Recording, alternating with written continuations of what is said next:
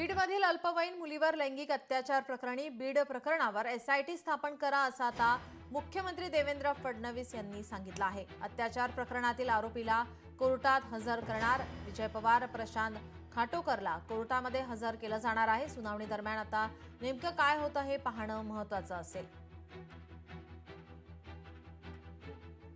मोठ्या प्रमाणात बीडमध्ये या संदर्भातला रोष आहे, राज्यातही रोष आहे। कारण या प्रकरणाची व्याप्ती अधिकची असू शकते अशा प्रकारची शंका बोलली जाते आणि याच्यामधली संवेदनशीलता ही लक्षात घेऊन आपण असा निर्णय केलेला आहे की वरिष्ठ दर्जाच्या IPS महिला अधिकारी यांच्या अध्यक्षतेखाली एक SIT आम्ही तयार करू आणि या SITच्या माध्यमातून या संपूर्ण जी काही गुन्हा आहे त्या गुन्ह्याची चौकशी करू। टाइम बाउंड पद्धतीनं SIT या ठिकाणी चौकशी करेल आणि पूर्ण या प्रकरणाचा छडा लावून सर्व मुलींना न्याय मिळेल आणि अशा प्रकारचे जे नराधम आहेत त्यांना कठोर शिक्षा मिळेल आणि त्यांना कोणी वाचवायचा प्रयत्न करेल तर त्यांनाही शिक्षा मिळेल अशा प्रकारची व्यवस्था केली जाईल। स्थानिक पोलीस याबाबत एवढी गंभीर दिसत नाही, म्हणून या गुन्ह्यामध्ये SIT वरिष्ठ पोलीस अधिकारी IPS अधिकारी त्याही महिला यांच्या अध्यक्षतेखाली ती स्थापित व्हावी आणि याच्यातला शेवटचा आरोपी जो कोण असेल त्याला शिक्षा व्हावी।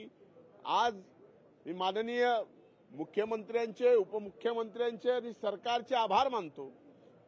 त्यांनी तात्काळ 24 तासाच्या आत मागणी केल्यानंतर SIT नेमण्याच्या संदर्भात निर्णय घेतला। त्यांची मागणी जी आहे SITची, मी पण आहे त्याच्यामध्ये सहमत।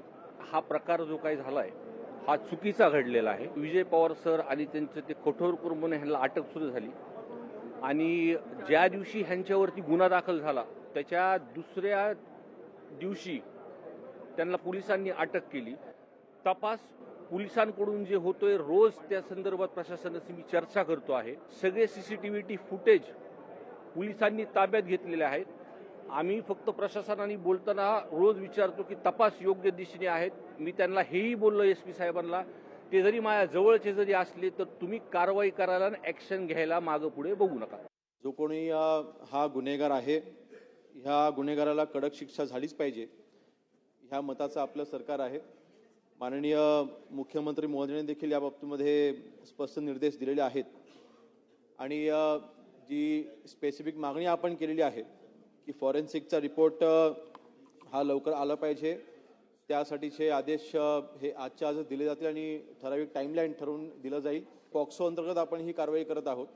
पॉक्सोचे विशेष न्यायालय ऑलरेडी आहेत, त्याच्यानंतर ही या केसेस चालतात, पण तरी सुद्धा या घटनेचं गांभीर्य लक्षात घेऊन ही केस फास्ट ट्रॅक कोर्टमध्ये चालवण्यात येईल।